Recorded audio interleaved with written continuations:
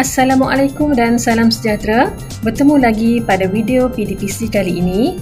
Cikgu akan meneruskan perkongsian pada hari ini berkenaan dengan kaedah mengingat melalui nota ringkas perniagaan tingkatan 4. Di bahagian yang terakhir bab 1, 1.5, skala perniagaan dan 1.6 perkaitan-perkaitan antara barang, perkhidmatan dan sebagainya. Diharapkan dapat memberi manfaat kepada semua. Teruskan menonton dan jangan lupa subscribe. 1.5 Skala perniagaan. Seringkali pelajar dalam menjawab soalan terkeliru antara skala dan saiz. Jadi, pada video sebelum ini, cikgu telah memberikan tips untuk mengingat klasifikasi perniagaan. Pelajar perlu ingat 2S, iaitu saiz dan sektor. Jadi, pada hari ini, untuk skala perniagaan, pelajar perlu ingat DA, iaitu skala yang pertama, domestik, iaitu D, dan yang kedua, antarabangsa, iaitu A. Jadi, pelajar untuk lebih mudah, ingatlah skala perniagaan di alamat. Di alamat. Untuk skala perniagaan domestik, terdapat 3 skala perniagaan, iaitu tempatan, negeri dan kebangsaan. Jadi untuk mengingat, pelajar gunakan kaedah mengeluarkan huruf pertama pada perkataan tersebut, iaitu T untuk tempatan, N negeri dan K kebangsaan. Jadi apabila kita keluarkan, akan menjadi seperti ini, TNK. Untuk domestik, pelajar ingatlah tak nak. Kita keluarkan ataupun kita abaikan huruf vokal. Jadi, untuk mengingat skala perniagaan bagi domestik, tak nak, TNK. Seterusnya untuk skala antarabangsa, terdapat 2 skala bagi antarabangsa, iaitu zon dan global. Sama juga kita keluarkan huruf pertama daripada perkataan zon dan global, iaitu Z dan G untuk global. Jadi pelajar boleh ingat Zingga. Untuk skala antarabangsa, Zingga. Jadi suka untuk cikgu ingatkan di sini, sebelum pelajar membuat apa-apa nota ringkas bagi apa-apa jua subjek, pelajar perlu pastikan yang anda mempunyai pengetahuan awal ataupun prior knowledge untuk memastikan kamu benar-benar menguasai nota ringkas yang kamu buat dan untuk mengingat fakta-fakta tersebut. Jadi, kita lihat di sini untuk skala perniagaan domestik, bagi skala tempatan hanya melibatkan kawasan-kawasan tertentu di dalam sesebuah daerah. Manakala untuk negeri, melibatkan daerah-daerah di dalam sesebuah negeri, dan kebangsaan melibatkan antara negeri dan negeri lain di dalam sesebuah negara. Bermakna, skala kebangsaan ini dapat menikmati ekonomi bidangan kerana skala pengeluarannya lebih besar. Bagi skala antarabangsa, untuk zon melibatkan perniagaan antara sebuah negara dengan negara lain, tetapi hanya memfokuskan pada kawasan-kawasan tertentu. Dan untuk skala antarabangsa bagi peringkat global, melibatkan skala yang lebih luas antara negara dengan negara lain.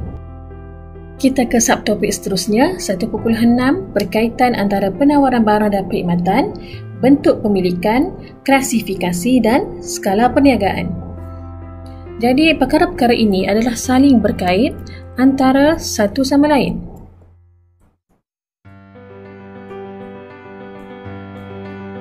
Di dalam perniagaan, terdapat perniagaan yang sama ada menawarkan barang atau perkhidmatan. Perkara ini bergantung kepada jenis perniagaan mereka. Dan dalam perniagaan yang dijalankan itu, bentuk pemilikannya adalah berbeza-beza. Seperti mana yang kita belajar pada video sebelum ini, terdapat bentuk pemilikan sama ada milikan tunggal, perkongsian, koperasi, syarikat, ataupun franchise maupun usaha sama. Dan perniagaan yang dijalankan itu bergantung sama ada berskala domestik ataupun antarabangsa. Perlu diingatkan di sini, saiz perniagaan sama ada kecil, sederhana atau besar tidak mempengaruhi skala perniagaan. Terdapat juga perniagaan yang bersaiz kecil tetapi mampu menembusi pasaran antarabangsa. Dan untuk klasifikasi, seperti mana yang telah kita belajar, perniagaan diklasifikasikan sama ada mengikut saiz ataupun sektor. Untuk klasifikasi saiz sudah cikgu sentuh sebentar tadi, manakala untuk sektor, terdapat 3 sektor dalam perniagaan dan sektor utama kebiasaannya menyumbang kepada skala domestik di dalam Malaysia. Sektor utama seperti pertanian, manakala sektor kedua dan ketiga menyumbang kepada skala domestik dan juga antarabangsa dalam pasaran negara. Dan sektor-sektor ini memerlukan aktiviti perniagaan untuk memastikan barang atau perkhidmatan dapat sampai kepada pengguna. Jadi cikgu harap pelajar dapat memahami ilustrasi, ringkas dan penerangan yang cikgu terangkan. Sekarang mari kita cuba menjawab soalan berkaitan dengan bentuk pemilikan perniagaan. Di sini ada soalan 1A, maklumat berkaitan dengan Encik Adi seorang peniaga. Encik Adi mempunyai perniagaan sendiri tetapi kurang mahir dalam urusan perniagaan. Beliau berhasrat menambah modal perniagaan dan mendapatkan kepakaran dalam pengurusan perniagaan daripada sumber luar.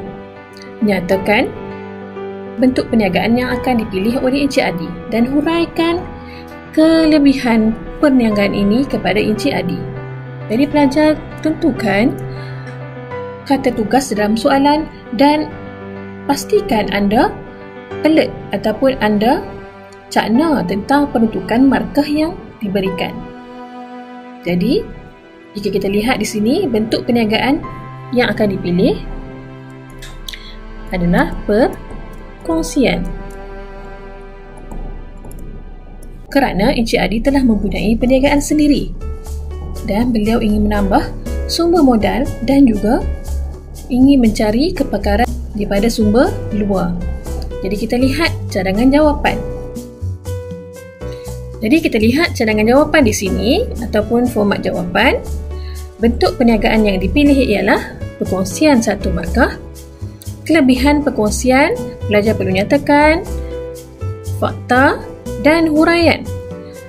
Bermakna untuk perkongsian, Encik Hadi akan mendapat modal yang lebih besar kerana dikumpulkan daripada perkongsi, dan perniagaan perkongsian ini mudah ditubuhkan, fakta yang kedua, dan tidak banyak peraturan yang perlu dipatuhi untuk huraian kedua.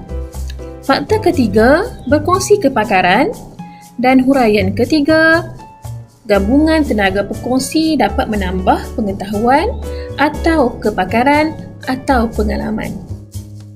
Jadi cikgu harap perkongsian pada hari ini, perkongsian ringkas pada hari ini dapat membantu pelajar-pelajar untuk lebih menguasai topik 1 ataupun bab 1 dalam perniagaan tingkatan 4. Semoga berjaya untuk SPM anda dan jangan lupa teruskan follow channel Cikgu Washita untuk pelbagai lagi info-info menarik yang bermanfaat untuk anda. Assalamualaikum.